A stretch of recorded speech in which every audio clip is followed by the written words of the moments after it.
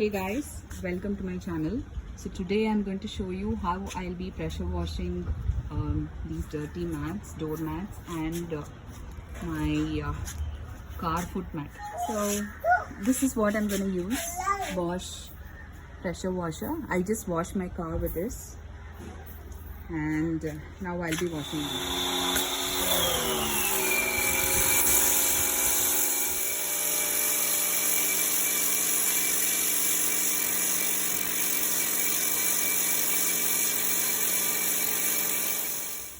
You can look at the difference in color. This is a deep violet and this is all covered in dust. I'll show you the final product.